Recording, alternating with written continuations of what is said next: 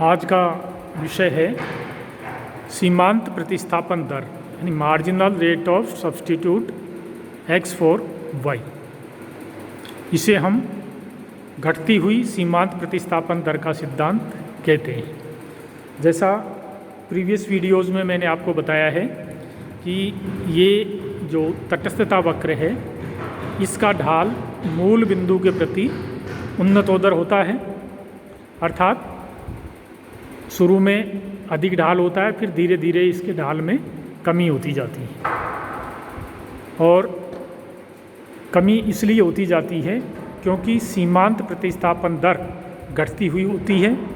अतः हम ये भी कहते हैं कि तटस्थता वक्र का ढाल सीमांत प्रतिस्थापन दर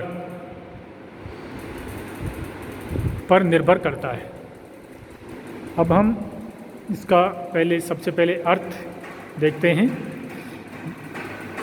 x की y के लिए सीमांत प्रतिस्थापन दर y की वह मात्रा है जो कि x की एक अतिरिक्त इकाई प्राप्त करने की प्रक्रिया में घटाई जाती है ताकि उपभोक्ता की संतुष्टि पूर्ववत बनी रहे। ठीक है, इसका मतलब क्या हुआ कि सीमांत प्रतिस्थापन दर वो दर है जो एक वस्तु की एक इकाई की मात्रा बढ़ाने पर जिस दर पर दूसरी वस्तु की मात्रा घटाई जाती है ताकि उपभोक्ता का संतुलन पूर्ववत बना रहे, इसी को हम घटती हुई सीमांत प्रतिस्थापन दर के नाम से जानते हैं। जैसे इस टेबल में आप देखिए उदाहरण, एक छोटा सा उदाहरण मैंने दिया है यहाँ। इधर x वस्तु है, इधर y वस्तु है। यहाँ हम ले रहे हैं x की y के लिए सीमांत प्रतिस्थापन दर।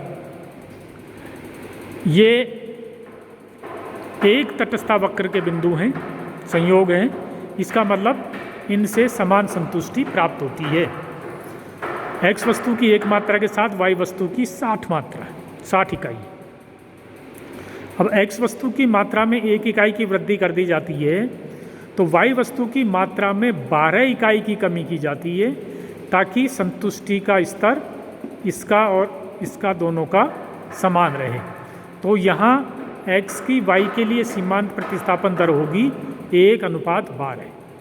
इसी प्रकार x वस्तु की मात्रा में फिर 1 की वृद्धि करने पर y वस्तु की मात्रा में 8 इकाई की कमी की जाती है। तो यहाँ सीमांत प्रतिस्थापन दर 1:8 होगी। तो ये दर क्रम से घटती जाती है, इसलिए हम इसको घटती हुई सीमांत प्रतिस्थापन दर का सिद्धांत कहते हैं। इसको हम इस रेखा चित्र के माध्यम से भी बता सकते हैं।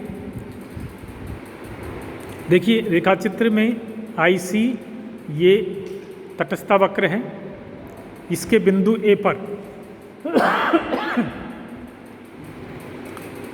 x वस्तु की एक इकाई तथा y वस्तु की 0e इकाई का कॉम्बिनेशन है। अगर उपभोक्ता x वस्तु की मात्रा में एक इकाई की वृद्धि कर देता है तो वो A से B बिंदु पर आ जाएगा, है ना।